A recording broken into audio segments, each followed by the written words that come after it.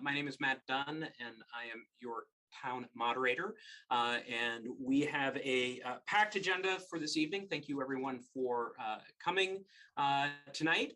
We are working through a couple of fun Zoom technical difficulties, but we are in good hands with CATV to be able to navigate it and to make sure that we do the work that is intended before us. Just as a reminder, this is an informational meeting. This is not the town meeting that you may be used to. There will not be voting on the individual articles tonight. There will be an opportunity to be able to talk, to hear about the articles, to get some additional information, and to ask questions. Because it's an informational meeting, I'm going to take a little bit of liberty in the order that we bring up the articles for efficiency's sake, but we will have a chance for each one to be heard aloud and then to have questions following it. So that is the actual voting for this year is being done by ballot. Everyone in town should have received a ballot in the mail, and that needs to be turned in by Tuesday.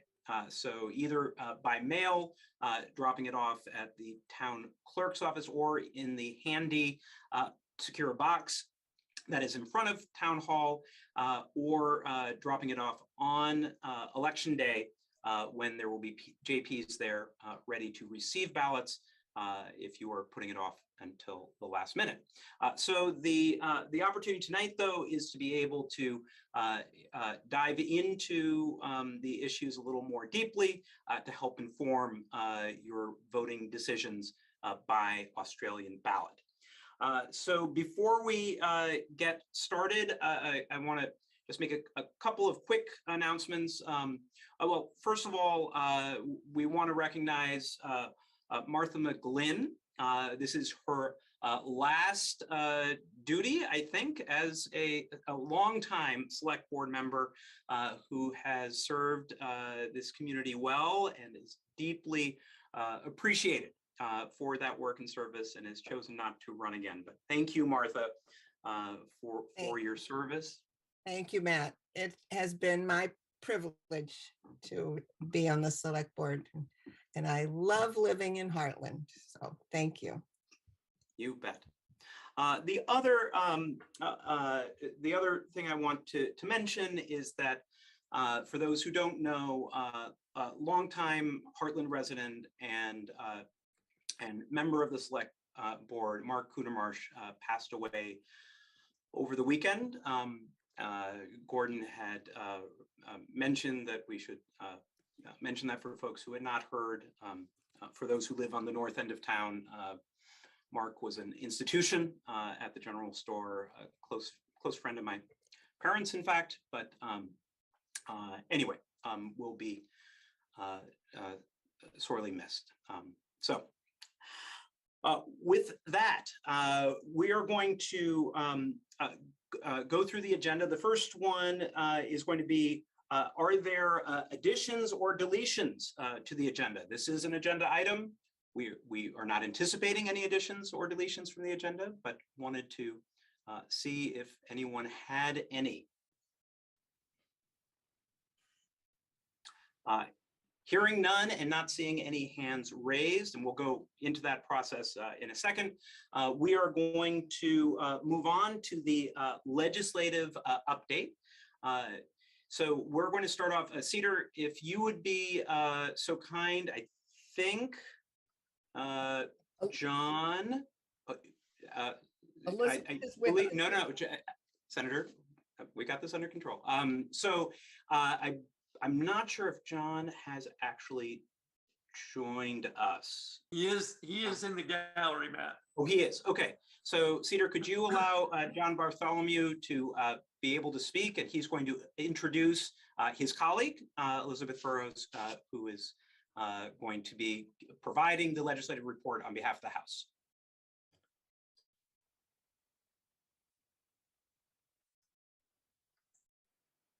Yes, please. Representative, it's under R, Representative John.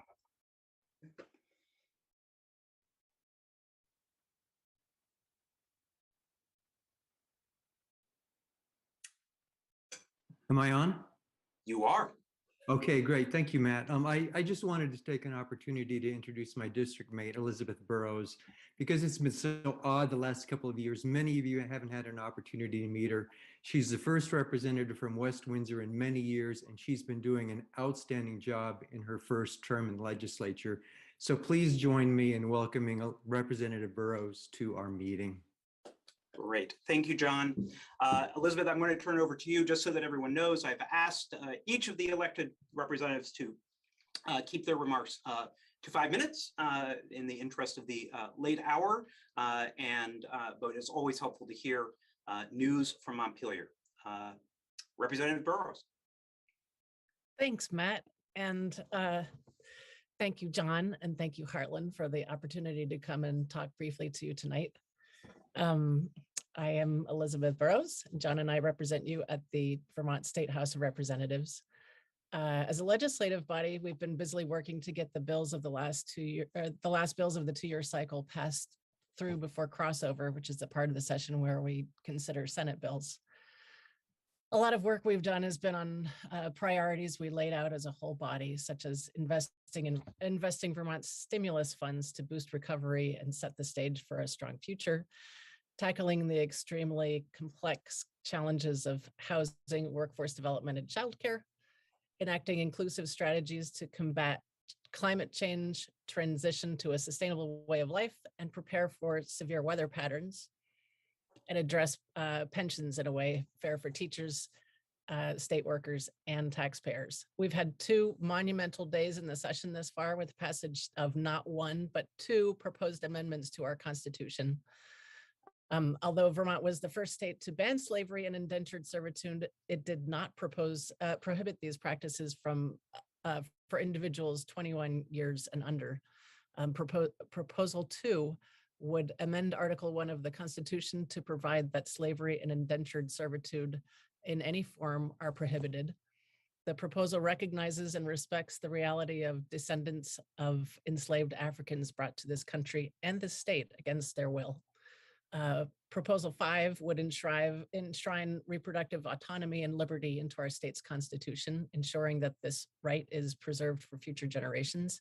And importantly, though, these proposed amendments are now going to be for you to vote upon in November. You are the ultimate decision makers in this process, which are 2 very important reasons to vote.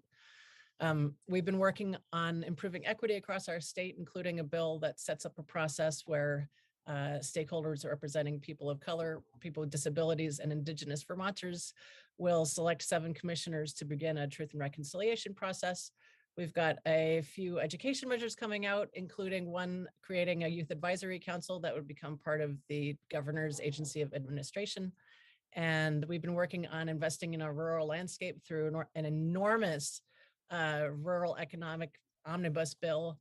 We've worked on economic security and access to opportunity through a huge workforce expansion bill led by the Commerce Committee, but with input from everyone else. Initiatives addressing workforce shortages in such areas as corrections, education, emergency services, social services, healthcare, and mental health. And speaking of, as a member of the House Committee on Healthcare, I can say that we have approached worker issues in all areas of healthcare, including mental health, with all kinds of incentives from pay increases in certain areas to loan repayment, tuition reimbursement, and Medicaid rate increases. We've also put a lot of time into creating a regulatory system for out-of-state providers to provide care via telehealth, which should alleviate some of the pressure on already stretched providers, and also addresses some equity issues in the ability of BIPOC and LGBTQ Vermonters to be able to find therapists suited to their specific needs. So as I reach the end of my very first biennium, I just wanted to say thank you ever so much for the opportunity to work for you. I've really enjoyed it, and I hope you'll contact me anytime you need anything or want to tell me anything. And the same with John. And thank you so much. It's been a humbling and wonderful 2 years. Thank you. Thank you, Representative. Appreciate it. Over to Senator Clarkson, who will be speaking on behalf of the Windsor County Senate delegation. Thank you, Matt. And Elizabeth, you did a fabulous job. I mean, you almost did it for all of us. I just have a few things to add. I'm Allison Clarkson. I serve you as one of the three senators for the Windsor District. Alice Nitka and Dick McCormick, of course, are your other two. And I love this job. I love serving the people of Windsor County, which leads me to one of the first things I'm going to talk about, which is reapportionment. I serve you, though, as a vice chair of Senate Economic Development, Housing and General Affairs, and on the Government Operations Committee. And I also am the majority leader of the Senate, and this session am serving on the Senate Reapportionment Committee, which is one of the huge undertakings, in addition to passing the constitutional amendments with which Elizabeth addressed. The charge we're given when the census is done every 10 years is that we have to reapportion, redistrict our state so that everybody is equitably represented. And it's a challenge because, as you know, a lot of population has shifted to the Northwest. So what we are deep in the middle of that and should have a bill, both our bills. The House is almost set. The Senate will be just behind because we started a little bit later.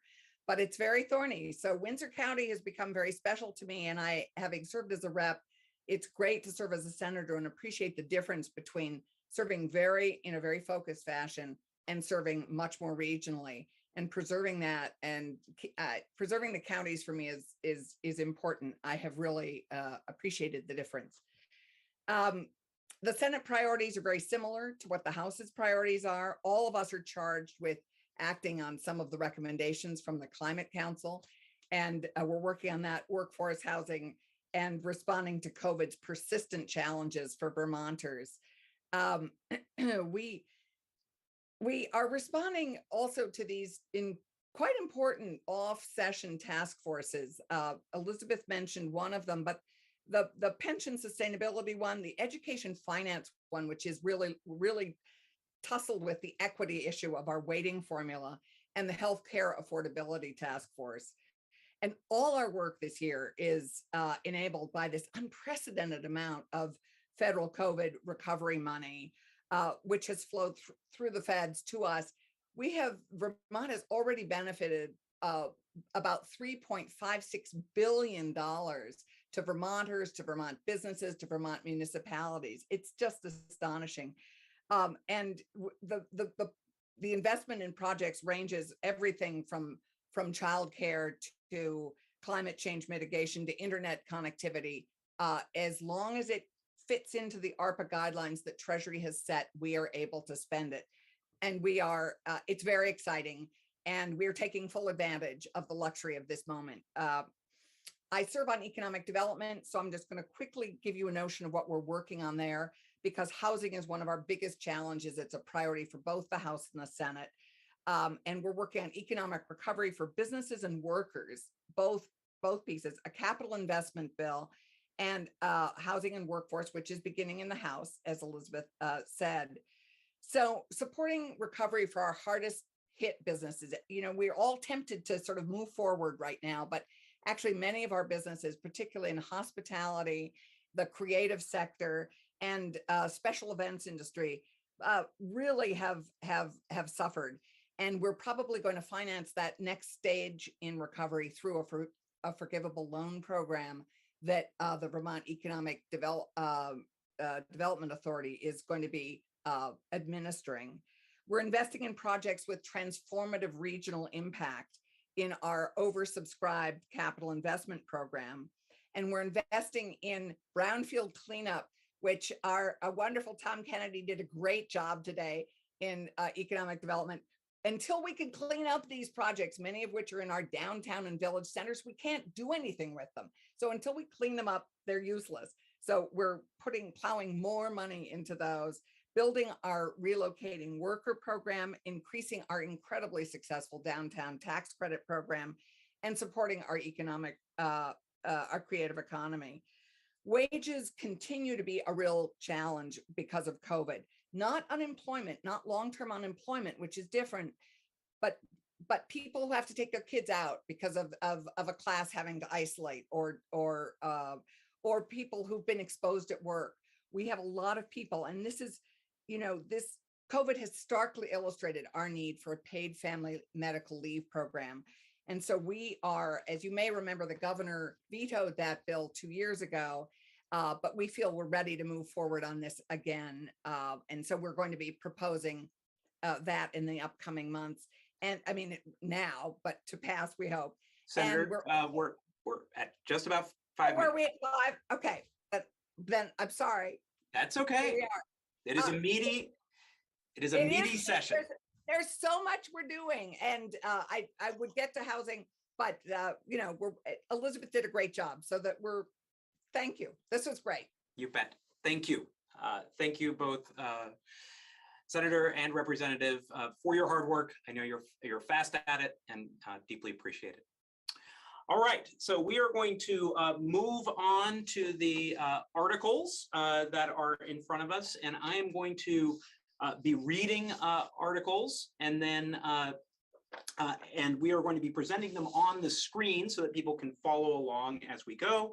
And I'm going to read them as if we were in town meeting.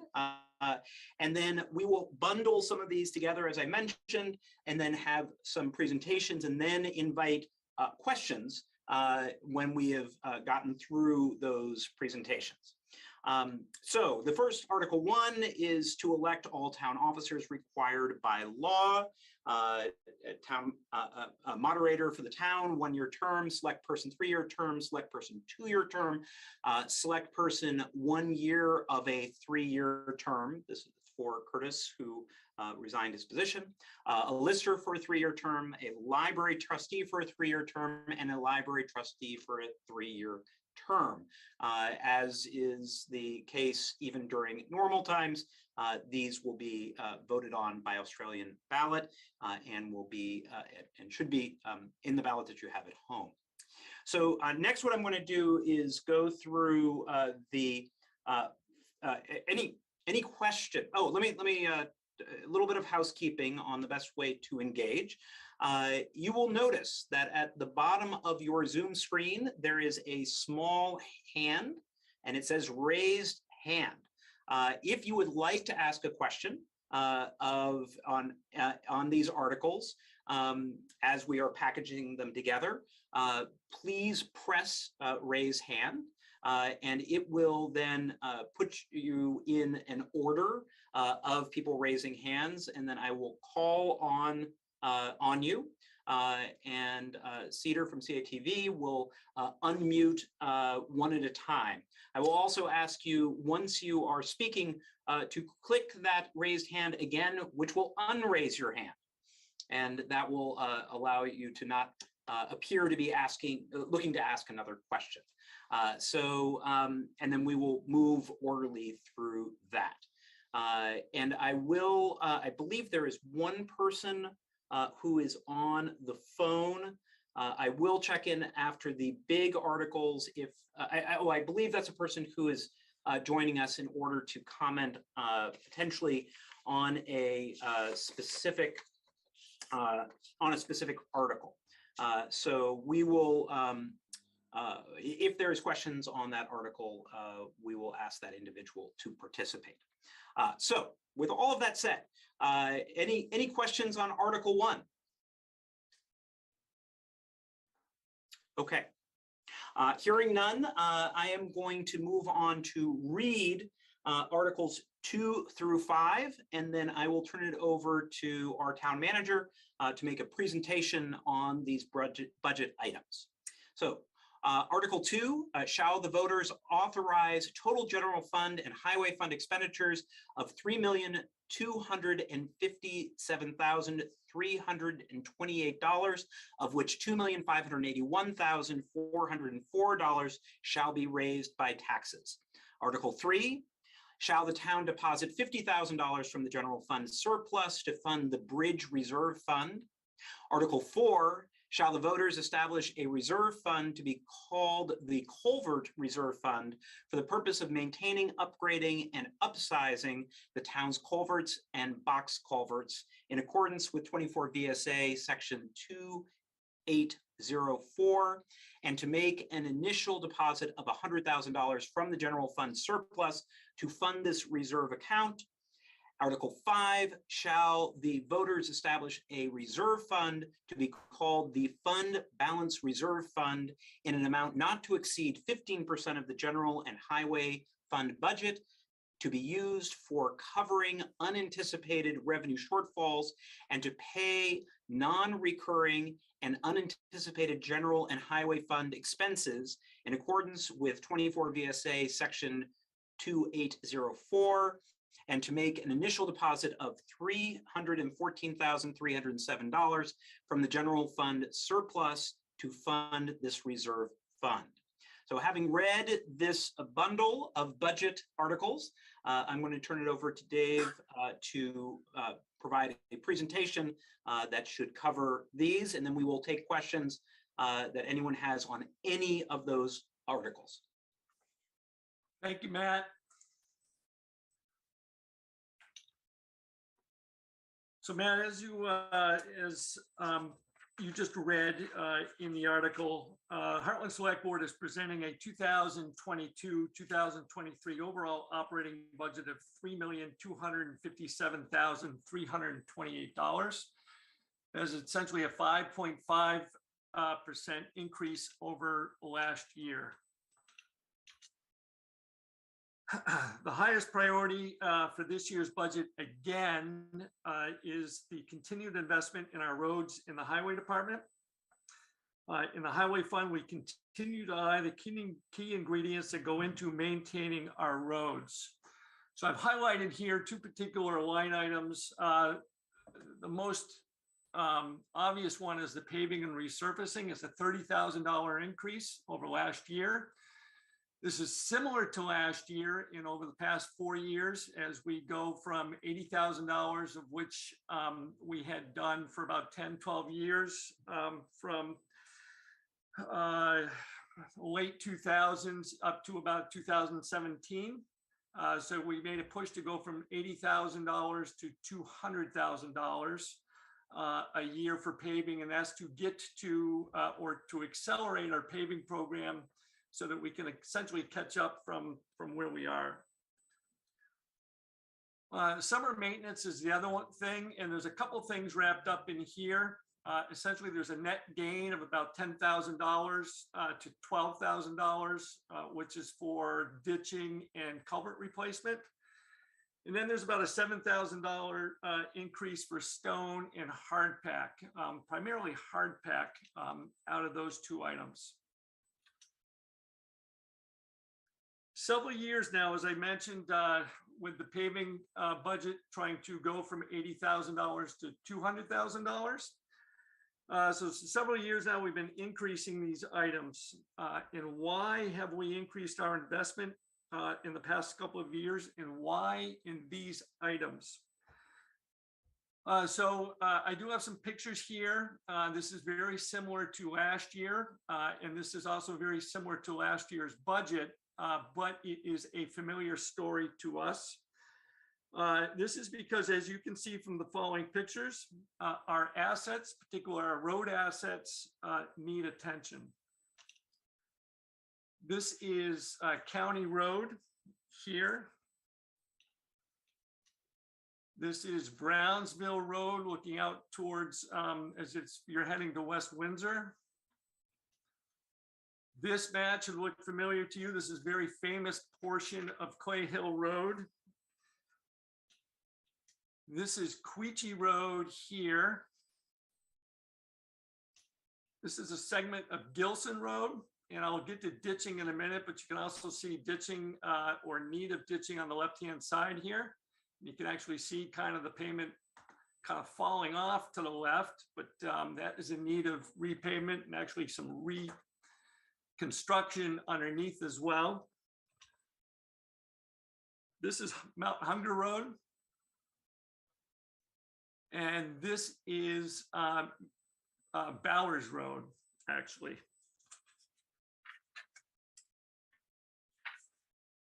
These are some of the busiest places or the busiest roads that we have, and they're in pretty rough shape. This is imperative, or it's imperative, that we be able to pave more than what we have been paving historically. That's why we've upped it or continue to up the paving budget to where we have. And again, the impetus for the $30,000 increase this year.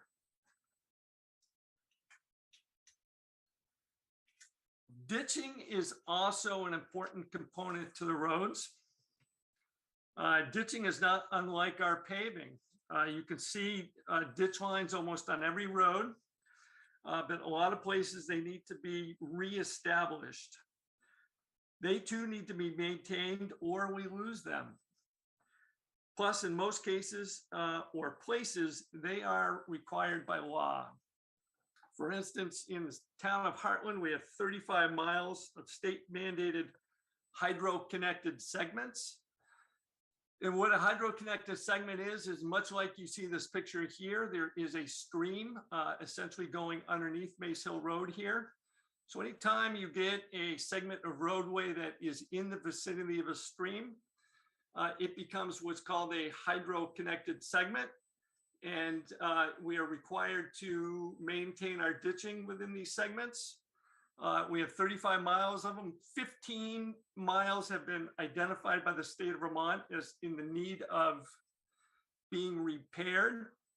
And we have 15 years to do it. So that's 1 mile a year.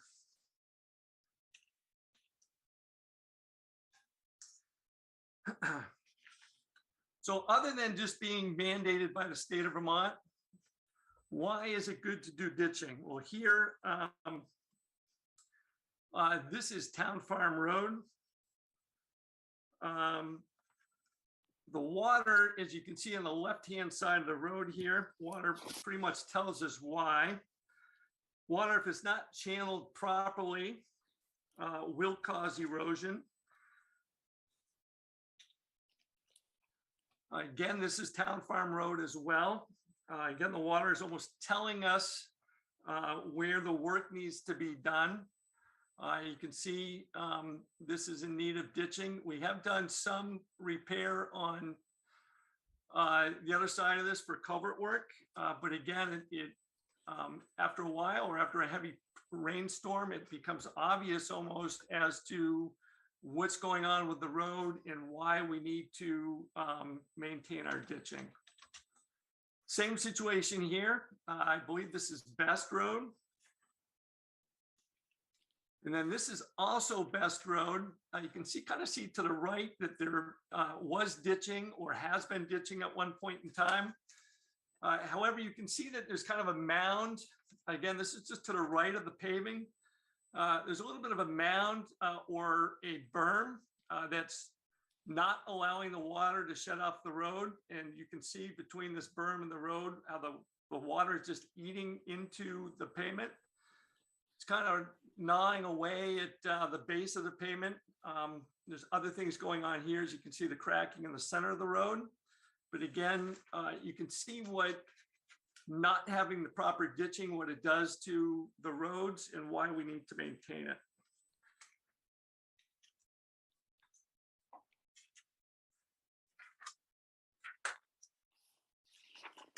When we do have good ditching, it helps the quality of the road immensely.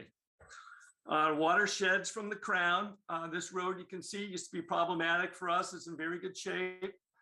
These pictures were taken at the same time of the year. Having a good crown, allowing the water to kind of shed off to the side of the roadway, reduces erosion. The water, as it runs along the grass and the stone, it gets filtered. So when the water does find its way to the stream, it's much cleaner. The silt and the sediment gets left behind. This is Webster Road. We did this a couple of years back now. This used to be an extremely problematic section for us. Again, it's in good shape here. Again, you got a crown with the water going off into the ditching area. Again, kind of closest to us in the picture, you can't see it, but it does enter into kind of a stream-like area. Again, as that water comes down across that rock and grass, it kind of gets filtered. That's really what the state is looking for.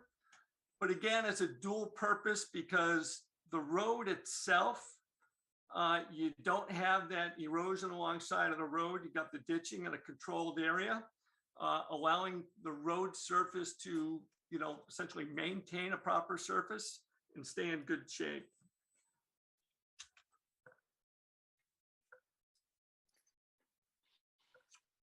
The last item I mentioned that there's been a couple of things in the budget, but again, the paving, the ditching and culverts, also the stone is an increase. Stone is an important component to the road. It provides kind of a base to it. Otherwise, you just basically have dirt and mud. We do have different sizes of stone. What you don't see here is the 7-inch stone that we use in the ditching or in the very sub base of the road. But you can see this picture here again. This is, last year at about this time. You see stone in the road here providing a nice base. Otherwise, this would be mud, would be very difficult to travel. Again, maintaining its structure and allowing us to essentially maintain a crown and allow cars to pass. The hard pack is what goes over essentially the last picture. The last picture would ultimately get hard pack once it thaws out a little bit. Hard pack is a critical component because it goes over the top of the surface. Again, it's about a 3-inch stone. However, it does gel together, particularly when it's driven on or compacted. And that's what makes for a smooth driving surface and, alleviates the road from potholes. But again, it's good to have the hard pack, but you need to have the crown and then you need to have proper ditching. This road happens to have some berms alongside of the road, but again, when you put those components together, it makes for a good road. And with the paved roads, again, you need the ditching because otherwise, as you saw on Best Road, if you don't have the proper ditching, it will undermine the pavement and creates problems. The general fund, so that was the highway fund. Again, our two primary funds on the town side is the general fund and the highway fund. General fund is actually the bigger of the two. I've highlighted here a couple areas of note. Kind of, if you were to look at just a couple of things in the budget, what to look at. First one, total assessment. $20,000 increase there. What that is essentially the Three Corners intersection project. Our first bond payment will kick in fiscal year 23. So we do need to budget for that, and we will have that going forward for the next 20 years. The town clerk's office, I've got this highlighted. There is an $11,000 increase, although it is offset on the revenue side, essentially with some ARPA grant monies, because half of this is essentially for next year in case, and again, if we don't use it, then we won't need to bring the money over on the revenue side, but a big part of this increase is for elections. In case we have the pandemic still with us and we need to go through this process again, the mailing of the ballots and some of the other items that we need to do to set up for an Australian ballot and a vote from home does cost money. Actually wasn't budgeted this year. We put it in next year as a just in case, but if you're looking at the budget, it does stick out. Rec program is about $17,000 increase. However, we brought those expenses down the last couple of years because our programs have been kind of running on half of a cylinder due to the pandemic. Even though in the clerk's office, we're kind of a just in case planning for the pandemic again next year. In the rec program, we are planning on hopefully going back to all cylinders because we hope to come out of this pandemic, in which case we'd be running our programs at full speed, in which case our staffing be a little bit more, the operations expense of bringing the kids around would be more. There's not any one thing in that rec program budget, if you were to look at that independently, that sticks out. Just to kind of everything is beefed up a little bit, knowing that hopefully we're back at full tilt. Buildings and grounds really is the only new thing in the general fund. And it's really a $12,000 thing, and it is for a summer person, which would help with our buildings and grounds, particularly with the cemeteries and Sumner's Falls. We really don't have staffing to get over to Sumner's Falls, and the staffing that we do gets pulled by the cemeteries. We do the cemeteries only maybe 3 times a year at tops, and it's maybe 2 weeks at a time that we get pulled to do it. They certainly need to be done more than 3 times a year, and we just can't pull our buildings and grounds person off for more than what we do. So we're looking at mowing the cemeteries more and hopefully getting over to Sumner's Falls and being able to clean that up more, and also do a little bit more work around Courier Park and Foster Meadows, more than what our contracted lawnmower person does. So that is an addition. It's a $12,000 addition to the general fund. Last thing kind of note, we did boost the oil and propane budget items by about 20% due to what we foresee as inflation. We're already kind of there at the 20%. We don't see it getting much better next year. And then the other big item that affects both the general fund and the highway fund is employee wages. We give a cost of living increase to our employees based upon a consumer price index. Consumer price index is just basically a measure of inflation. This year, it really jumped from what you can see last year was at about 1. This year, it's about 4.6%. It's actually at 4.6%. So we based our cost of living increase on that. So the employee wages have a built-in cost of living increase of 4.6% to essentially mimic essentially what inflation is doing outside with food and gas and other items. So again, we're looking at about a 5.5% increase. That is about a 5.61% increase to your tax rate. You can see the different values of your house. The first one there is a $100,000 valuation, translates into $617.80, $33 difference over last year. It goes $200,000, $300,000 valuation. We've been using a $250,000 valuation as kind of the average valuation in Hartland. So you'd be looking at about an $82 difference over last year in the taxes that you would pay on the town side.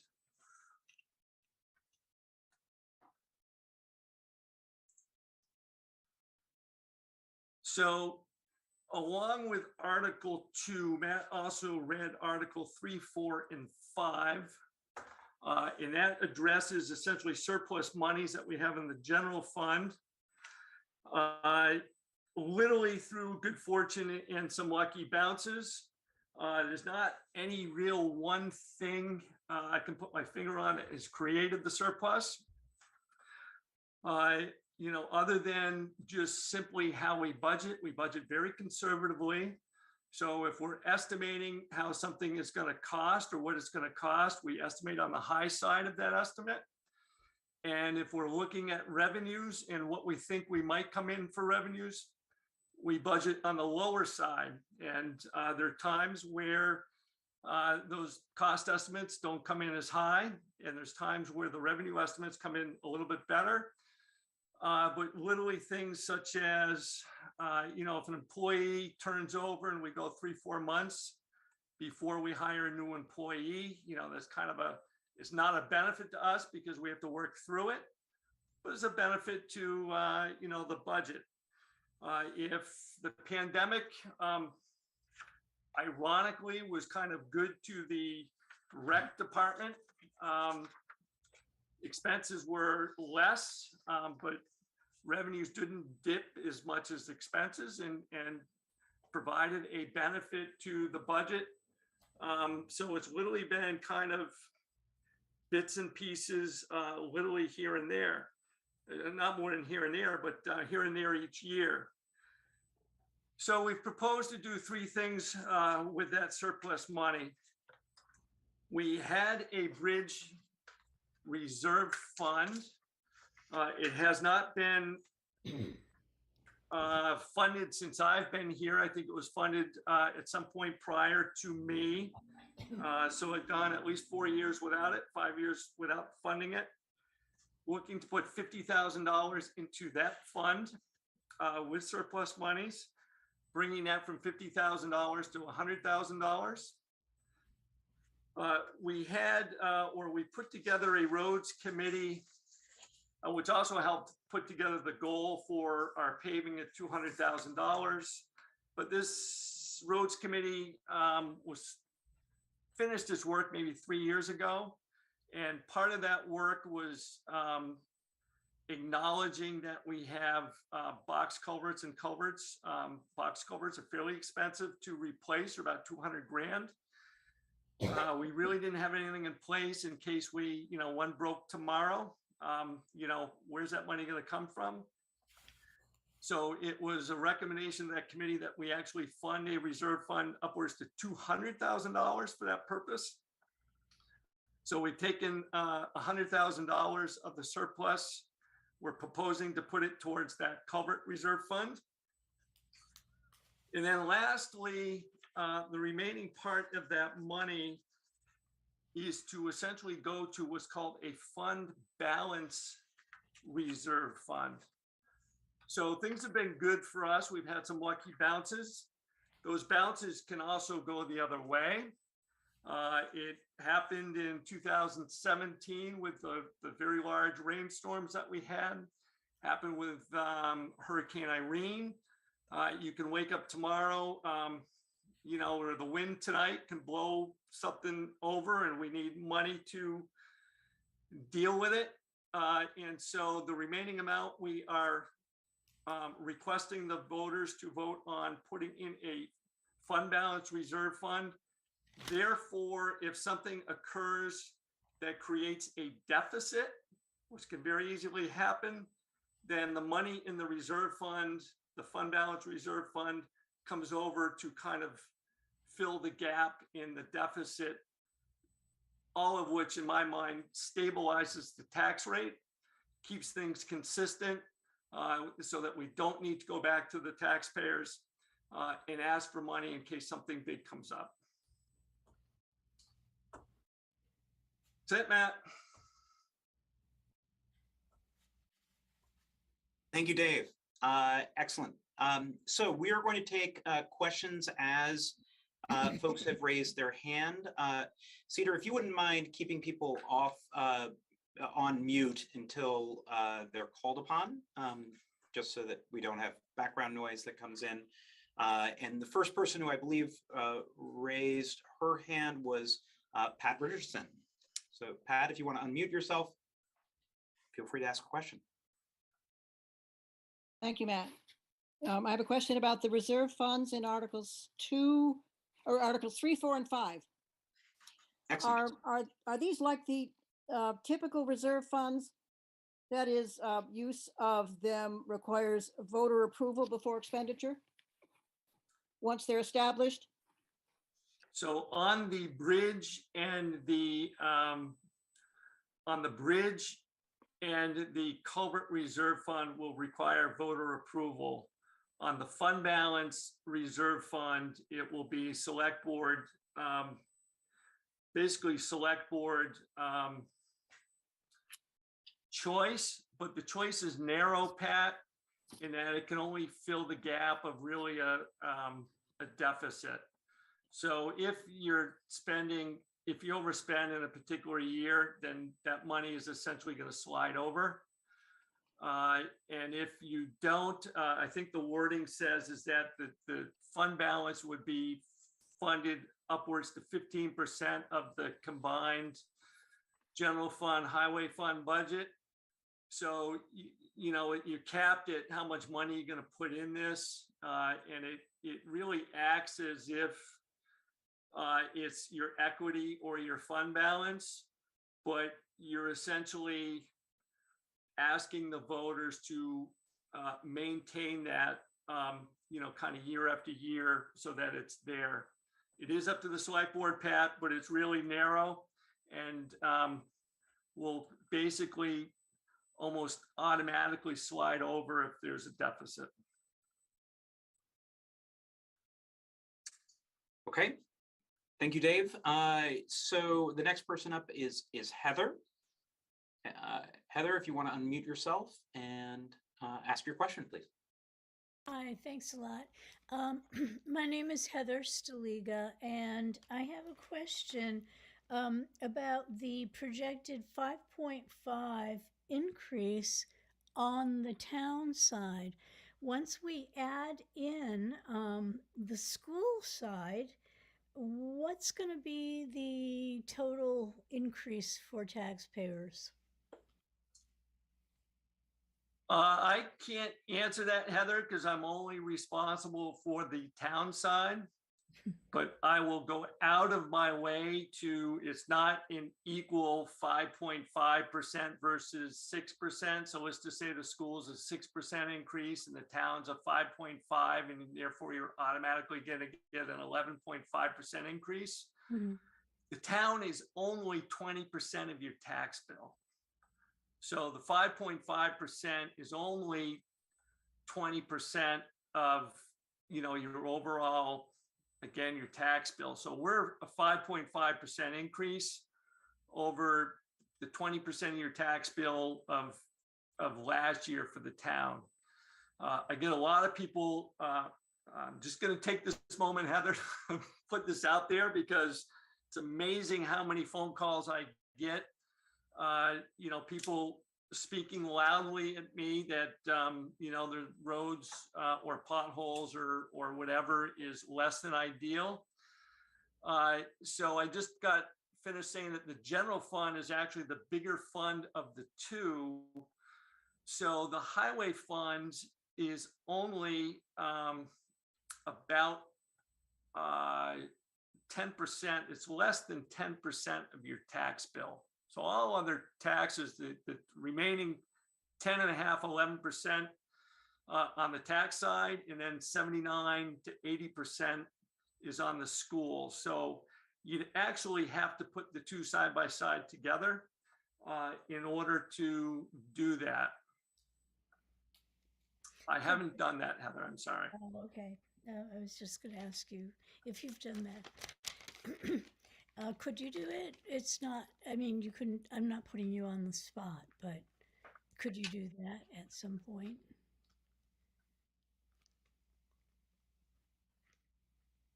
Hello? Yes, I didn't quite hear. I think she asked if you could do that at some point, not right now necessarily. I'm not sure, Heather, where that would be shared, but I believe the increases, if I recall correctly, are individually articulated in the on the ballot for the school. I think it actually talks about the actual increase on the school ballot, and then Dave appropriately shared in his presentation what the tax impact will be on the town side. So I would, if you bring those two together, I don't think this exact question came up last night at the informational meeting for the school. As Dave mentioned, the school is a larger proportion of your total your total tax obligation, but that's how I would I think one would put those together. Yeah, Matt, last thing I'll add is we do that, Heather, but we do it later in the spring because, and maybe they touched on this last night, but the tax rate for the school actually comes from the state of Vermont. So we end up getting sent to us what the tax rate for the Hartland school system is going to be. And then we put that together with the town one and do that kind of calculation. You know, we can maybe kind of come close prior to, and we can maybe talk about that, Heather, but I'm not sure everybody's aware of that either, that it comes from the state, and that's the ultimate calculation that we use. Yeah, it is related to how much we spend, right? There is a relationship there, but the state does make the final determination, particularly on the statewide property tax rate. And the other factor is the common level of appraisal, which is related to how far off our valuations are from what is perceived as the actual market value. And that's going to affect the tax rate as well. I'm going to move on. If people have follow-up questions, they're welcome to raise their hand again, and we will address individuals who have not asked a question yet first, and then happy to take follow-on questions. Next person up is Chuck Fenton. If you would like to unmute yourself. Thank you. Yes, this is Chuck Fenton speaking, and I have a question regarding Article 5. Chuck, there's some odd feedback. Sorry. Is that better? No. No? Sorry. Right, well, we'll endure, but if you could just go right on mute after you ask the question, because it. Sure. Yeah. My question is about Article 5, and I'm concerned about comments the town manager made during the February 7th Select Board meeting, where he indicated that the cost overruns on the Three Corners intersection project were a major concern. I'm sure we can understand that because of inflation. And speaking at that meeting, he said the Highway Reserve Fund, which relates to Article 5, I believe, would be the critical backstop for funding the cost overruns on the Three Corners intersection project. That is recorded on CATV, the February 7th meeting at 1 hour, 46 minutes and 30 seconds.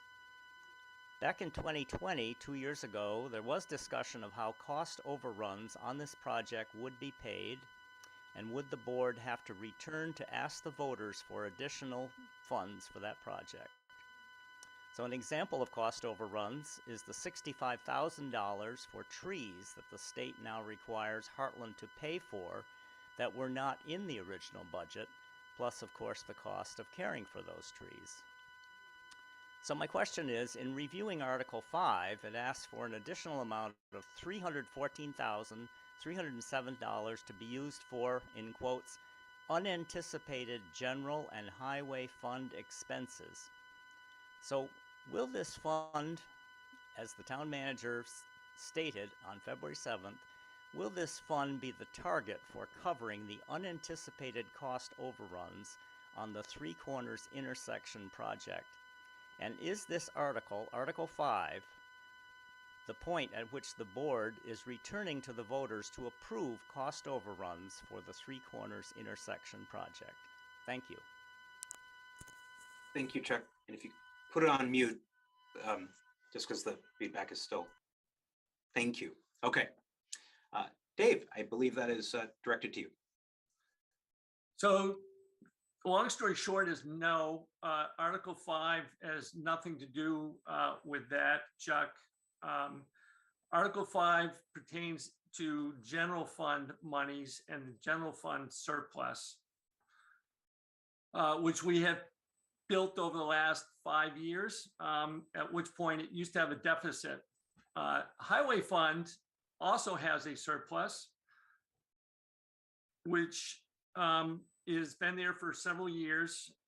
We, by statute, don't deal with the highway fund surplus like we need to deal with the general fund surplus. General fund surplus, we need to essentially asked the voters what to do with it, and we're proposing to do exactly that, put it in a fund balance reserve fund in case we run a deficit at some point in time. If, and it's an if, the Three Corners intersection project overruns its budget, then I would look towards the highway fund surplus monies as a resource to backstop any overruns on the Three Corners intersection project. But when you listen to those discussions, Chuck, you need to listen to the entire conversation. So I am concerned about overruns, and I think that any reasonable manager would be, and I think it's reasonable for us to be talking about what would happen if there was an overrun. But as we pointed out at that same February 7th, actually it was at the candidates night, we talked about this, and it was pointed out that the contingency is essentially still there. With that increase that you talked about with the trees, that contingency is not a full 15%. At this point in time, it may be about a 12%. So we're encroaching upon that contingency, but essentially the bulk of that contingency is still in place. But however, look, the market is tight. Resources are more expensive than they used to be. We're have factored in some of those costs, Chuck, and the contingency mainly is there. But I think that any reasonable town would talk about what to do if there's cost overruns. And that's in place at the moment. But it has nothing to do with the monies that we're talking about for Article 5. Okay. Thank you, Dave. Are there additional questions on Articles 2 through 5, which are the articles related to the budget and the various general fund, the Bridge Reserve Fund, the Culvert Reserve Fund, and the Fund Balance Reserve Fund?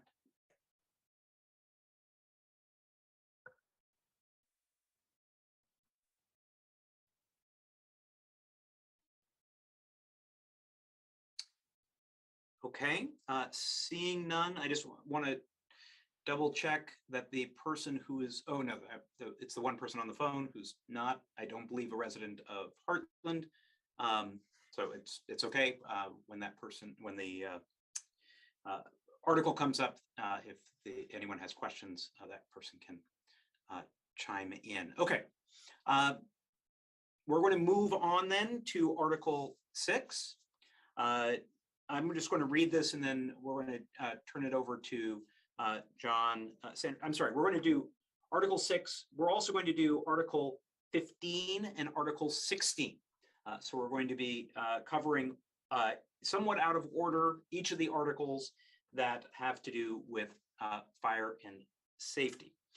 So Article 6 is, shall the voters authorize the purchase of a forestry truck for the Hartland Fire Department in an amount not to exceed $172,585 to be funded by the Hartland Volunteer Fire Department Capital Reserve account. Then skipping to Article 15, shall the town vote to appropriate $14,500 to support the Hartland Rescue Squad? The Hartland Rescue Squad provides a rapid response and emergency care on scene while awaiting ambulance transport. And then Article 16, shall the town vote to appropriate $73,000 to support the Hartland Volunteer Fire Department? The Hartland Volunteer Fire Department provides fire protection and emergency services for the town of Hartland. So with that, I'm going to turn it over to John Sanders to provide a presentation that will cover all three of these items.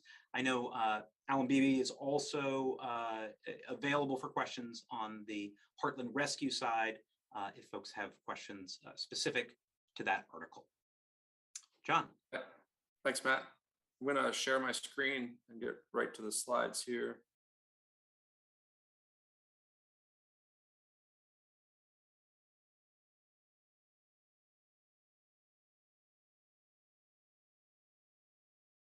Okay.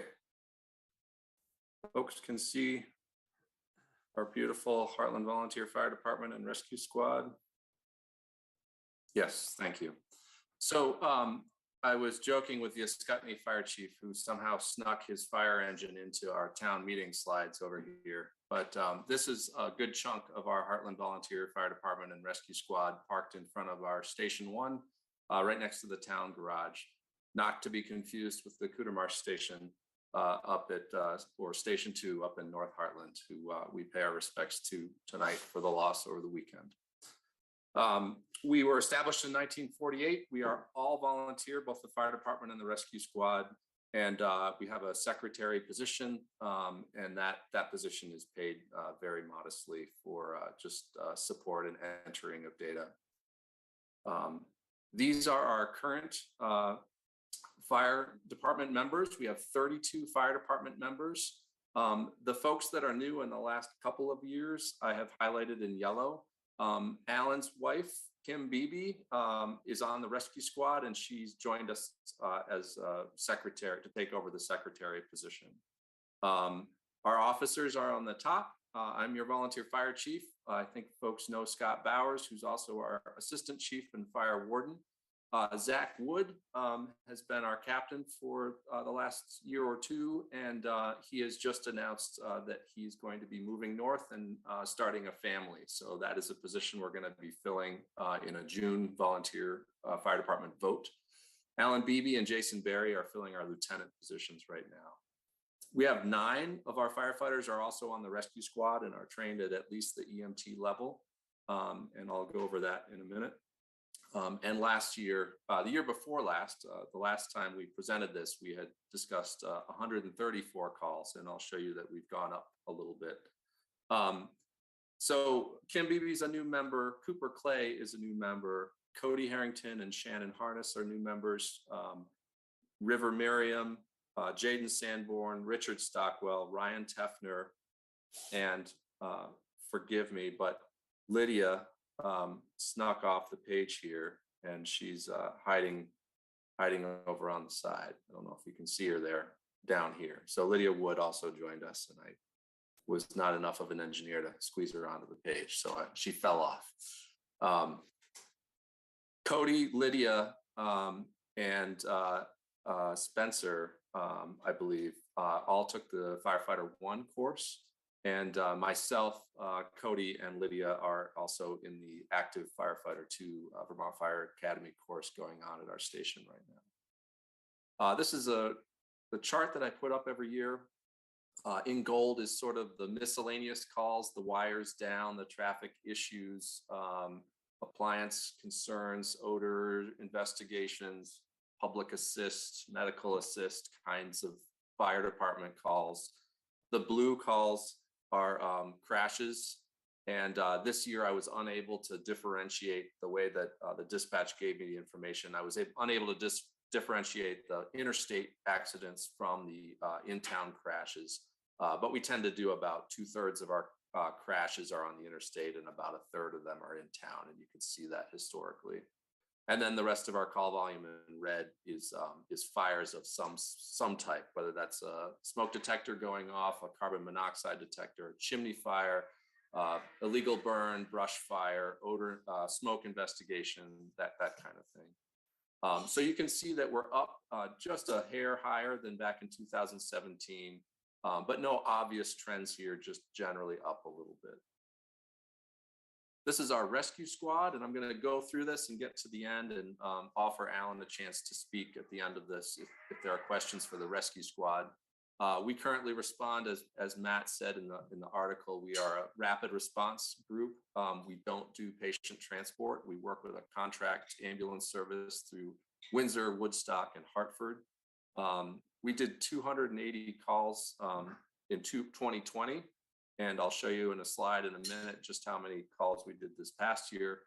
We were really fortunate to have 3 paramedics, Alan Beebe, Sean Hannix, and Keith Morse, are all full-time paramedics outside of Hartland and do a great job under Alan's leadership with the rescue squad.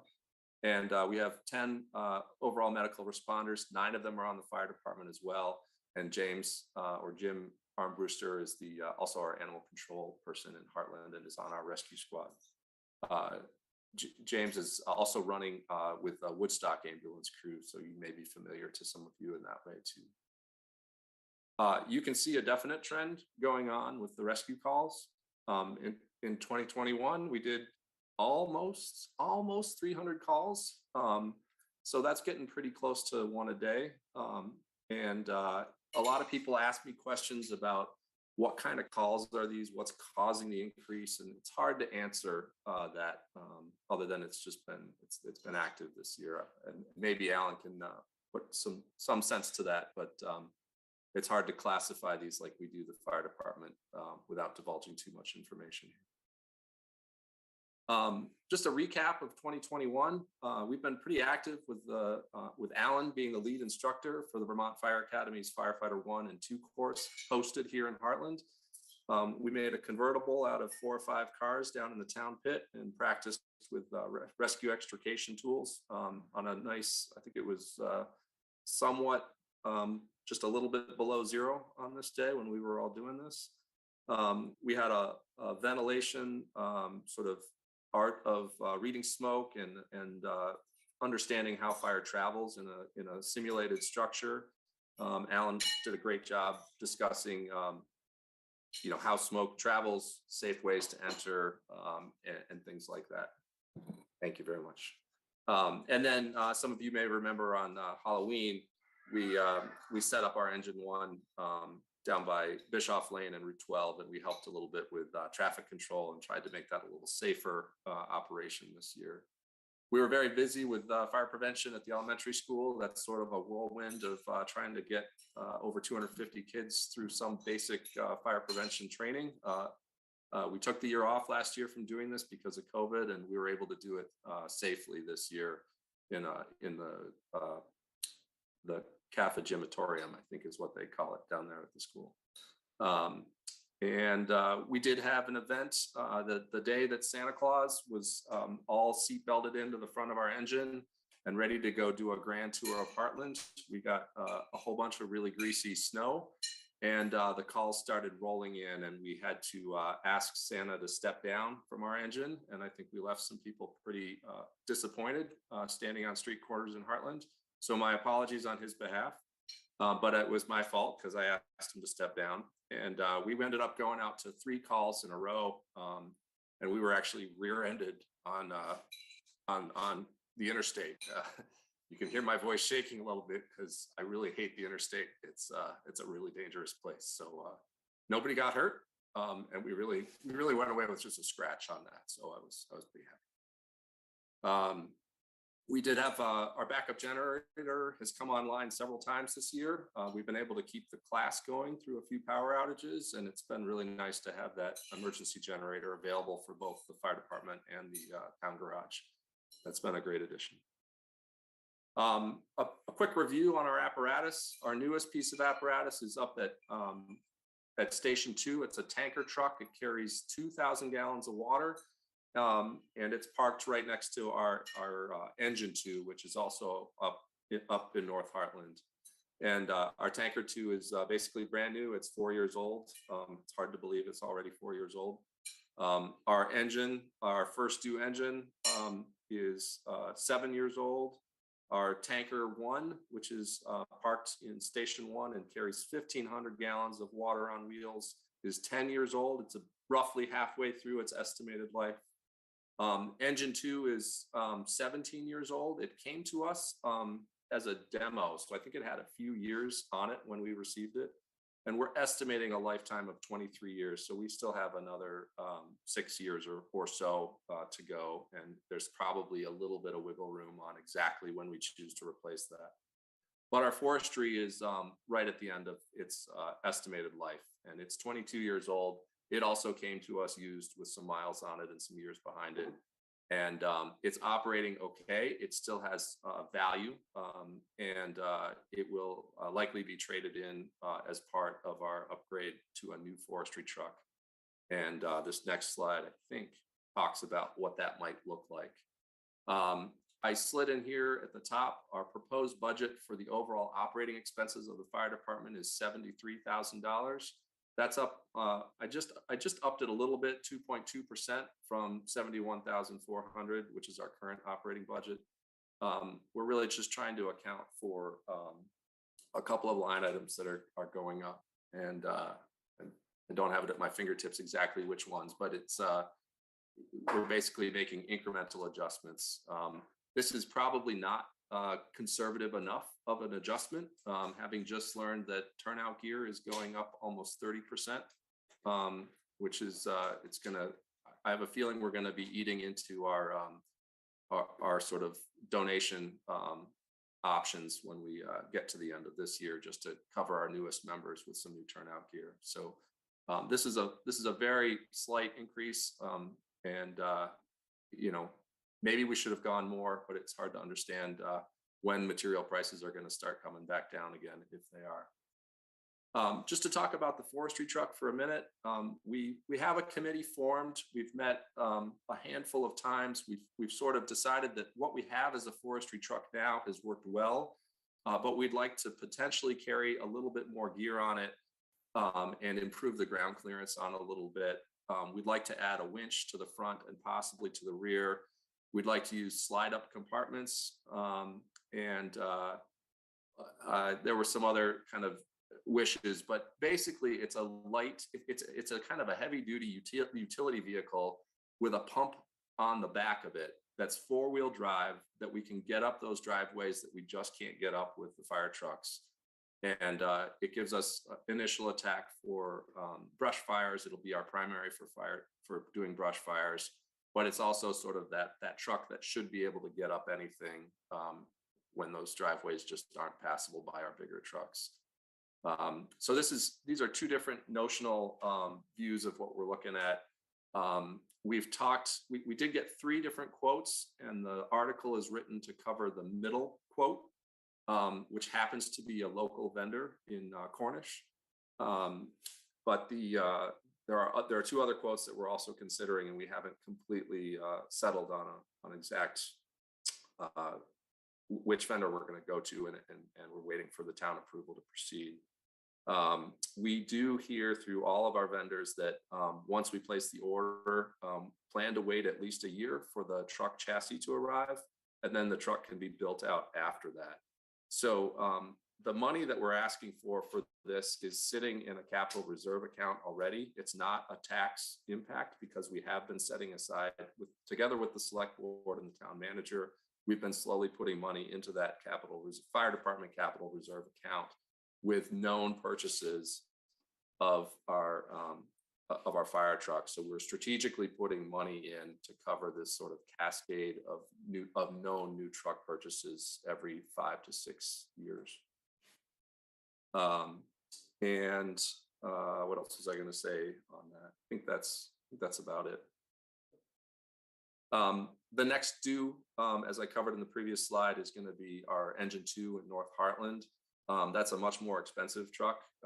We are estimating it roughly in the $300,000 ballpark. Our engine 1, which is our primary due, that's 7 years old. I believe that was a $400,000 or $420,000 fire truck. It carries a full crew of 6, where our engine 2 carries a crew of 2 or 3, so it's a slightly smaller cab. And then we also look at our capital reserve account and other large expenses when we might consider something like an expensive furnace replacement at both of the stations. This has been on there for the last few slides. We feel like it's coming, but I think we're continuing to get good life out of the existing furnaces, and so we haven't pulled the trigger on it yet. This is just a couple slides with reminders.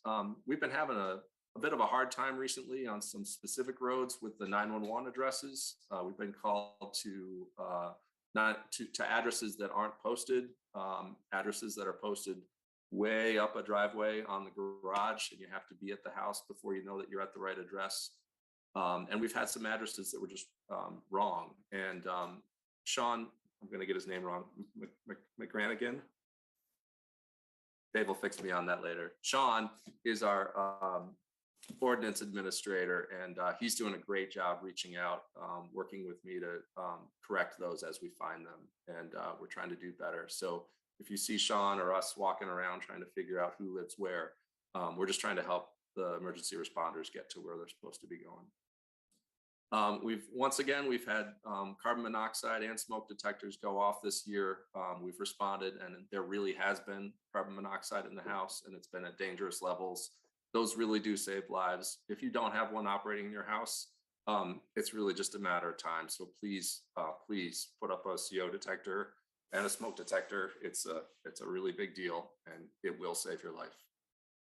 Please do call for burn permits. We spend a lot of time leaving our families behind and going looking for illegal burns or people burning that didn't know they needed a permit because we think a house is on fire. So this is a common courtesy to call and get a permit through the town. On the weekends, you can call any of the fire officers. That information is available on the internet through the town website. I always like to say in March that brush fire season is just around the corner. We had a pretty good melt today. More snow coming this weekend, but once that snow melts, everything's really dry underneath, and we go into a spring brush fire season, and we want people to be really, really careful. More and more folks are going to this website and ordering Knox boxes for their home. These are like bank vault type keys that the fire department has very carefully controlled access to. We have to enter social security numbers to remove our key from a vault, and that is logged and timed so that we know who has the key and when for how long. And we can use that key. If you buy one of these systems, you can put a house key inside of this vault, and we can use our key to get to your key, and we can get into your house without breaking any windows or taking down any doors in the event of an emergency. So if you're interested in this, you can go to this website or you can Google Knox as in Fort Knox box, and you can actually enter the Hartland Volunteer Fire Department, and you can order yourself a box like this to slip over your door, or a more industrial box like what you see on the town buildings and the bank and stuff like that. We do need more volunteers. We have, I will say that we have all of our cubbies full with turnout gear right now, but that doesn't mean that we have all the responders that we need when the alarm goes off. I'm really excited that we've had so many people go through, in Hartland, go through the Fire Academy course, and a lot of towns around us going through that course as well. I'm glad we were able to host it. It's been a great experience. You have to be over 18 if you want to be on the fire department. It is a pretty large time commitment. We try to get people down to the fire department at least every other week. And then all the responses and training that goes along with that. There are lots of ways to help. You don't just have to stand out on the interstate or want to go running into burning buildings. There's lots of ways to help, and we could use some help if you're interested. So please come find me.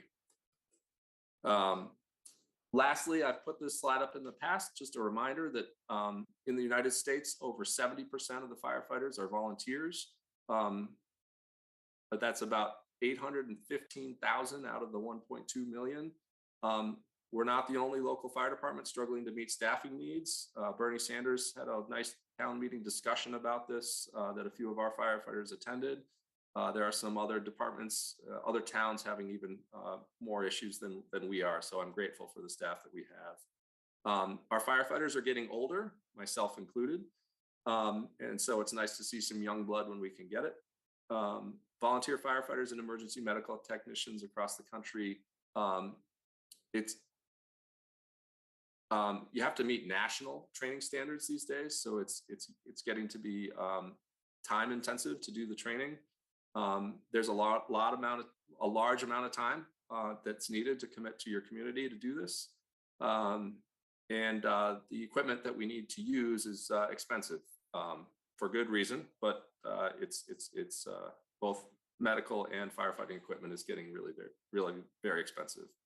And then the scary fact at the end, every 24 seconds, the fire department responds to a fire somewhere in the nation. So again, get those smoke detectors up and protect yourself.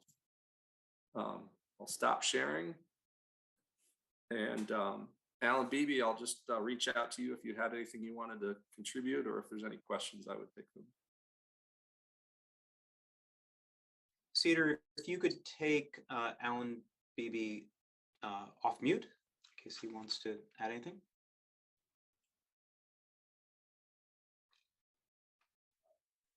If you could take Alan Beebe off mute in case he wants to add anything to the presentation.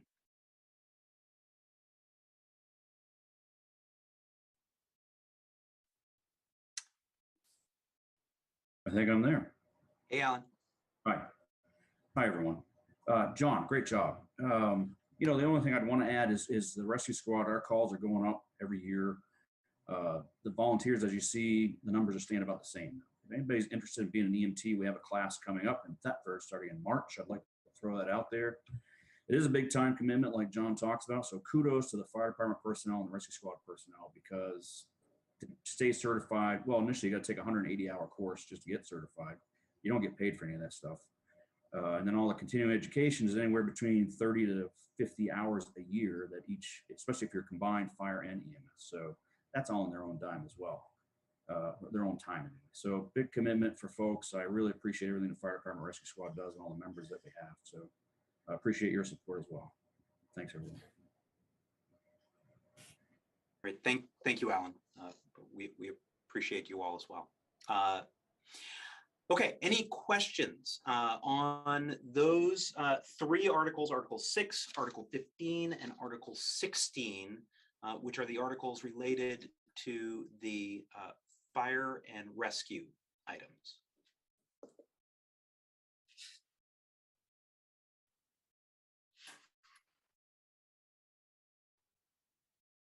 Stunned silence. Here we are. All right. I do adhere to the, we should wait long enough for it to be just uncomfortable to make sure that shy people or people who are having trouble finding the raised hand can get to it. But I think the comprehensive presentation was satisfactory. Great. John, thank you so much. Absolutely, really guys. Thank you. And Alan as well. All right, we are going to now go into the individual articles that are listed.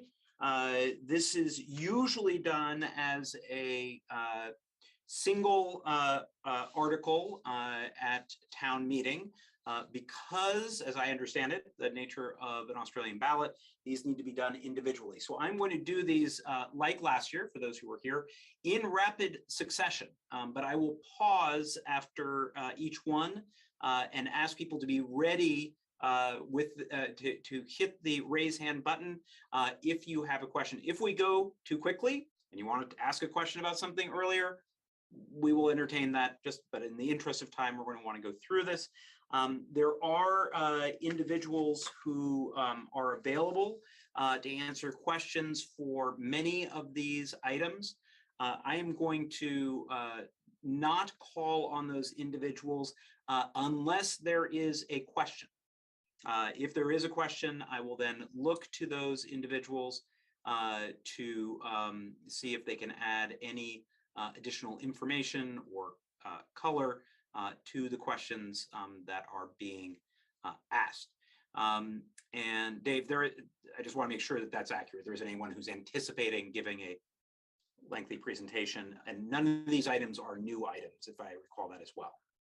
Correct. My understanding is people are on hand to answer questions if there are any questions on that particular article.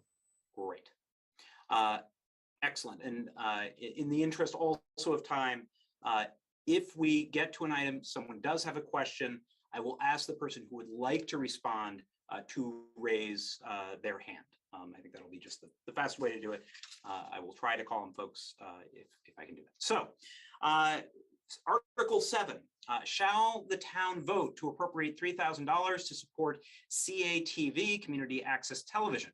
CATV airs the select board and meeting and school board meetings and other community events on cable TV. Are there any questions on Article 7? Article 8, shall the town vote to appropriate $1,500 to support Cover Home Repair, Inc.? Cover Home Repair provides home repair and weatherization for those in need. Are there any questions on Article 8? Article 9, shall the town vote to appropriate $1,694 to support the Green Mountain Economic Development Corporation, GMEDC? GMEDC promotes economic development for a district of 30 towns. Are there any questions on Article 9? Article 10, shall the town vote to appropriate $200 to support the Green Mountain Retired Senior Volunteer Program, RSVP? Green Mountain RSVP supports those 55 and older who want to contribute to their communities through volunteering. I'm just going to take a pause to mention that there should have been, there are deeper descriptions of each of these articles in the town report that is available at the general stores as well as at town meetings. So if people are interested in a full report, there is more detail in those locations. Article 11, shall the town vote to appropriate $200 to support Green Up Vermont? Green Up Vermont Green Up Vermont organizes a statewide cleanup day in May and raises awareness for a litter-free environment. Article 12, shall the town vote to appropriate $500 to support the Hartland Community Food Shelf? The food shelf makes food available to those residents in need and provides healthy snacks to school children. Are there any questions about Article 12? Article 13, shall the town vote to appropriate $13,500 to support aging in Hartland's Hartland Community Nurse Program? The Hartland Community Nurse provides one-on-one services to homebound seniors. Are there any questions on Article 13? Article 14, shall the town vote to appropriate $2,000 to support the Hartland Farmers Market? The Farmers Market offers a children's program where kids age 5 to 12 learn about and eat fresh foods and receive market pop bucks to spend on produce. And I see that we have a question from Bruce. Bruce, if you could please, Cedar, if you could please allow Bruce to unmute himself.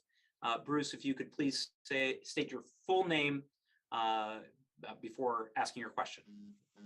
Hi, it's actually Bonnie Goodman. We're on the same screen. I just was looking for some clarification on what the farmers market is doing with the $2,000. We've been budgeting since they built the oven, and I've never really gotten clarification on where those funds are going. Got it. Is there someone, it looks like, Dave, I just want to clarify, Melissa Wyman is who would be speaking on behalf? No. Is there someone who would like to speak on behalf of the Hartland Farmers Market?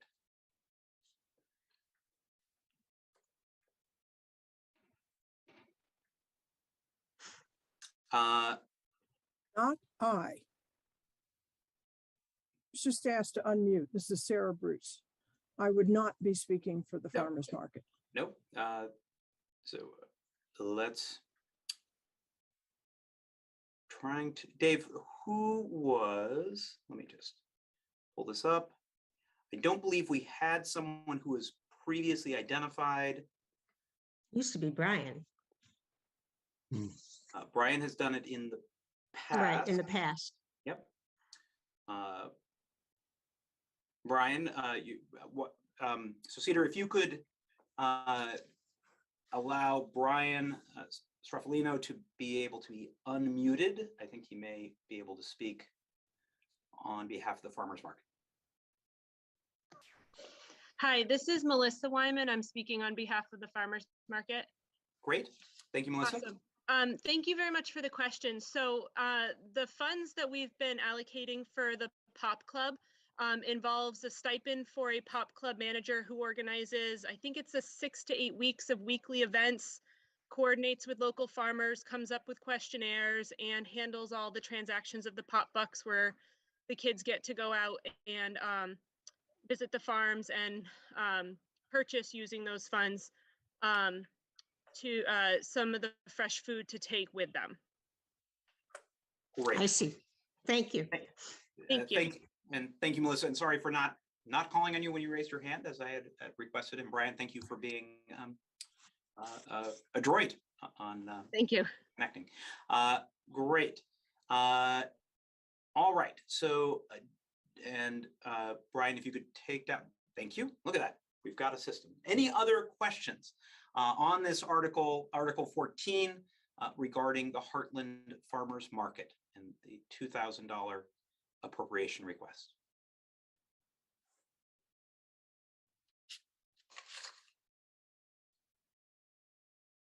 Okay, moving on. Heather, would you like to ask a question about Article 14? You're able to unmute yourself. Actually, I am just wanted to clarify that my understanding is that the farmers market and the oven are two very separate things, and they happened at different times, and they have different committee members. I just wanted to throw that out because I believe that this article applies to the farmers market, not to the oven.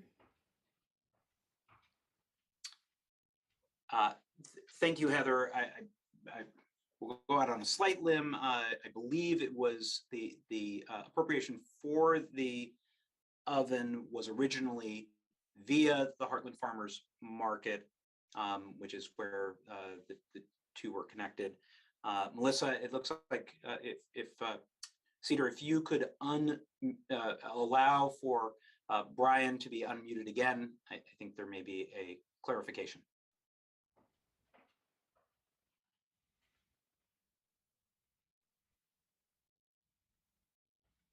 Okay, Melissa, you should be able to unmute. All right.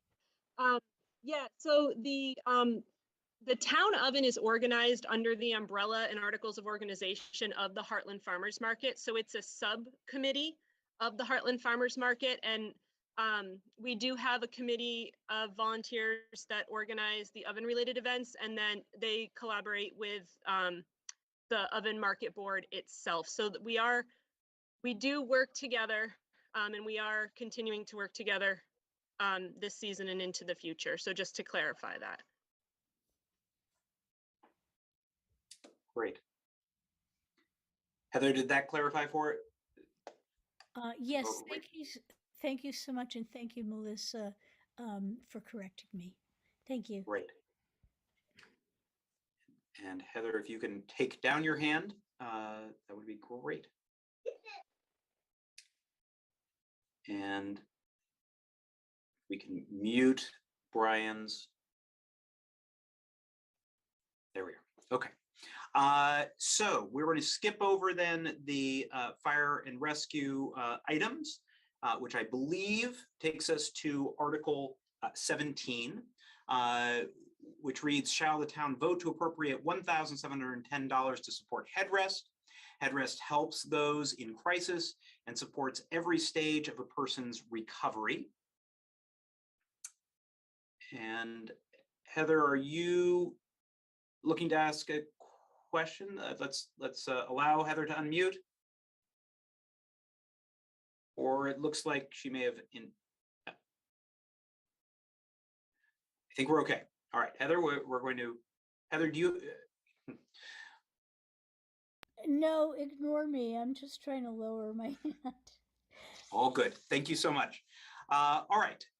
So if there are no questions on Article 17, Article 18, shall a town vote to appropriate $3,453 to support healthcare and rehabilitation services, HCRS. HCRS is a comprehensive mental health provider serving residents of Windsor and Windham counties.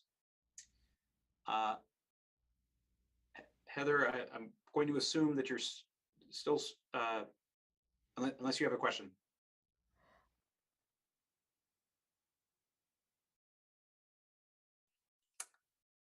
Okay, we will keep moving, and there we go. Up.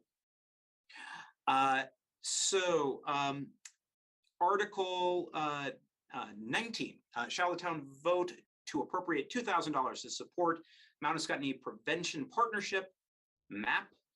MAP promotes health and positive environments for youth. Are there any questions on Article 19? Seeing none, Article 20, shall the town vote to appropriate $345 to support the Public Health Council of the Upper Valley. Public Health Council of the Upper Valley is a coalition of advocates for public health issues in the Upper Valley region. Are there any questions about Article 20? Article 21, shall the town vote to appropriate $1,500 to support Senior Solutions, the Council on Aging for Southeastern Vermont. Senior Solutions promotes the well-being and dignity of older adults. Are there any questions about Article 21?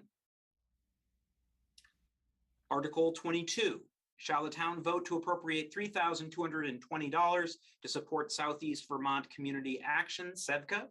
SEVCA works with individuals to reduce the effects of poverty and create self-sufficiency. Any questions on Article 22? Article 23, shall the town vote to appropriate $1,500 to support the Special Needs Support Center? Special Needs Support Center works with children and adults who have disabilities to foster independence. Are there any questions about Article 23? Article 24, shall the town vote to appropriate $1,500 to support Tri-Valley Transit, formerly Stagecoach Services. Tri-Valley Transit provides public transportation in the Upper Valley region. And I see that there is a hand raised. Bruce, if you could identify yourself, whoever is speaking through that handle. And if we, Cedar, if you could take Heather off line and then allow Bruce. There we go. Okay, hi, it's Bruce Renfro. I'm just wondering, what services does Tri-Valley Transit provide to Hartland residents? To my knowledge, they're not providing any bus service to Hartland. So where do we fit into this? So we do not have someone who is assigned or who has volunteered to speak on behalf of Tri-Valley Transit. Dave, do you want to provide a little bit of context, or and if someone would like to speak on behalf of it, please feel free to raise your hand. But Dave, do you want to? Yeah, I believe they enter into the to the park and ride off the exit off the off and on ramp to 91. I'm going to go out on the limb and say that they may provide Medicare transportation support to those that set it up ahead of time. Outside of that, I'll just leave it at that.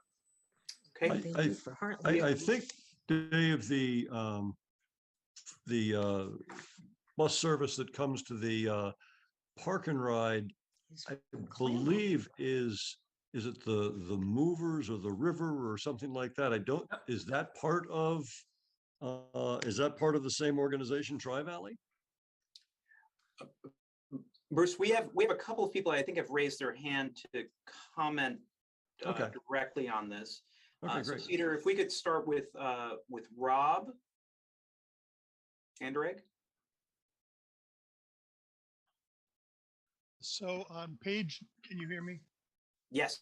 On page 95 of the town report, there's a report from Tri-Valley Transit, and it says that they provide an average annual 1,497 free trips for Hartland residents. Oh, okay. Okay. Great. Thanks, Rob. Thank you, Rob. And I believe Chuck wanted to make a comment as well. Yes, hi, Chuck Fenton. Yes, and Tri-Valley Transit, which used to be called Stagecoach, is the official Medicaid transport service for Hartland. The mover is not the official Medicaid. So if anyone who is eligible for Medicaid transport, especially for healthcare, they would call Tri-Valley Transit, and I can testify, I've talked with them and worked with them. They're very, very responsive and just really great. Great. That's good to know. Thank you for that. Great. Chuck, if you can go on mute and take down your hand, please. Thank you. Perfect. Any other questions on Article 24 related to Tri-Valley Transit? Excellent. Moving on. Article 25, shall the town vote to appropriate $125 to support Mover Rockingham, formerly The Current. Mover Rockingham provides public transportation in southern Windsor County and Windham County. Any questions on Article 25? Article 26, shall the town vote to appropriate $200 to support the Family Place? The Family Place operates programs designed to support and promote families and children. Are there any questions about Article 26? Okay. Article 27. Shall the town vote to appropriate $2,500 to support the Ottaquechee Health Foundation? The Ottaquechee Health Foundation promotes programs that help individuals and families meet their healthcare needs. Are there any questions about Article 27? Article 28, shall the town vote to appropriate $160 to support the Vermont Center for Independent Living? The Vermont Center for Independent Living works with those who have disabilities or who are deaf to live more independently. Are there any questions on Article 28? Article 29, shall the town vote to appropriate $10,500 to support the Visiting Nurse and Hospice, VNH, for Vermont and New Hampshire? VNH is a healthcare organization providing quality home, health, and hospice care to people of all ages and in all stages of life. Are there any questions about Article 29? Article 30, shall the town vote to appropriate $900 to support the Volunteers in Action? Volunteers in Action work with the elderly and disabled to help them stay at home. Are there any questions about Volunteers in Action or Article 30? Article 31, shall the town vote to appropriate $1,000 to White River Council on Aging, Bugby Senior Center? Bugby Senior Center works with those 60 or older and their families with nutrition, exercise, and social services. Any questions on Article 31? Article 32, shall the town vote to appropriate $2,000 to support Windsor County Mentors? Windsor County Mentors matches adult volunteers with children throughout the county. Are there any questions about Article 32? Okay. Article 33, shall the town vote to appropriate $500 to support Women's Information Services, Inc., known as WISE? WISE provides advocacy and support for victims of gender-based violence. Any questions about Article 33?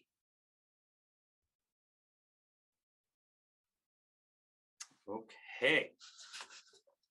On to Article 34.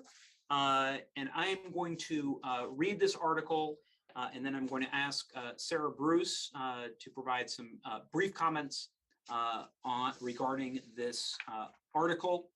Article 34, shall the town and residents of Hartland, Vermont recognize the reality of climate change and the effect it is having and will have on the town. That the town and the residents of Hartland, Vermont resolve to do our part to ensure that the state of Vermont reaches the 2025, 2030, and 2050 goals of the Vermont Comprehensive Energy Plan to reduce total energy consumption, meet the remaining 90% of energy needs from renewable sources, and reduce greenhouse gas emissions. As it's noted here, this is a non-binding advisory vote to share the general view of the citizens of Hartland as opposed to a binding measure for the town. So if we could, it's actually Aging in Hartland, I think is the handle. And if you could, Cedar, allow Aging in Hartland to unmute. There you are. Sarah, take it away. Thank you, Matt. My name is Sarah Bruce, and I am the current chair of the Hartland Energy Committee. I'm speaking to you this evening to ask your support for Article 34, a climate resolution for Hartland. This resolution was submitted to the Select Board by the Hartland Energy Committee and was unanimously supported by the Hartland Conservation Commission. In the past 2 weeks, the Energy Committee has sponsored 2 Zoom discussions about climate change in Hartland, and the meeting announcements included the evidence to demonstrate that Hartland is warmer and wetter than it was 72 years ago when the weather data initially were collected, or the collection began. The meetings were open to all, and the minutes of both meetings were posted on the listserv yesterday. The change in Hartland's climate and the world's climate is directly correlated with a nearly 40% increase in the amount of CO2, carbon dioxide, and other greenhouse gases in Earth's atmosphere over the last century or so. These greenhouse gases trap the sun's heat that would normally be re-radiated out into space overnight. If these climate changes continue, Vermont's average annual temperature is projected to be 54 degrees by 2100, compared to 44 degrees today. This would give Vermont a climate like what is seen in the southern United States today. These changes will degrade or eliminate our snow sports and our sugaring traditions. They will increase tick populations along with populations of other pests, and they will increase encroachment of invasive species. The increase in frequency and intensity of storms will continue to increase the challenge and the cost of maintaining our roads and the ditches and the culverts. The state of Vermont has formulated a plan to mitigate these changes. This is called the Vermont Comprehensive Energy Plan, or CEP. It's a state plan, but each Vermont town needs to contribute to the effort. Article 34 basically says Hartland will do its part to achieve CEP goals, reduce energy consumption, reduce greenhouse gas emission, and switch to renewable energy sources. Each regional planning commission has defined targets for each town in their region that together will allow the state to reach the CEP goals. These targets include the number of electric vehicles registered, the number of heat pumps installed, and the megawatt hours, in the thousands, by the way, of additional renewable energy generated in each town, and other metrics. Your Energy Committee is working to help Hartland achieve its targets. We have a Solarize campaign being launched this coming Saturday. We're planning an EV rally, a couple of them over the spring or summer, electric vehicle rally. And we're gearing up to launch community solar campaign this year. We can mitigate climate change if we agree to do it as a community. Thank you. Thank you, Sarah. Are there any questions regarding Article 34?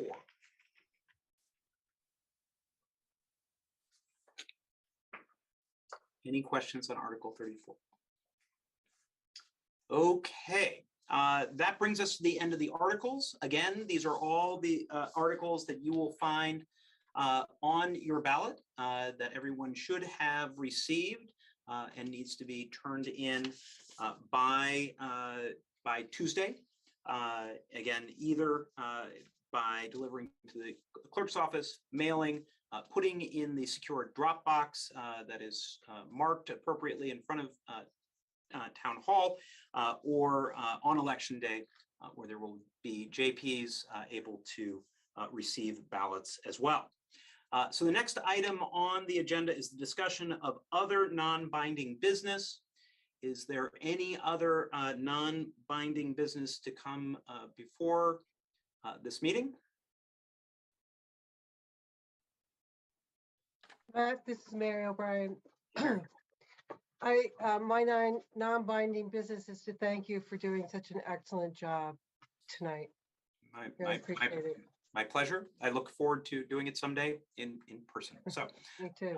happy to do it. And thank you for everyone for prepping so well and for being understanding when I suggested timeframes for sharing, particularly on important subjects that I know everyone is passionate about. So thank you. And with that, and Dave, keeping it under 2 hours, I would accept a motion to adjourn. Phil? I would like to offer a motion to adjourn this informational meeting and thank everyone for attending. Great. Phil Hobby has made the motion to adjourn. All those in favor, please indicate by raising your hand. All those opposed? We are adjourned at 8:25 p.m. Don't forget to vote. Thank you all. Thanks. Thank you, Matt. Thank you, Dave.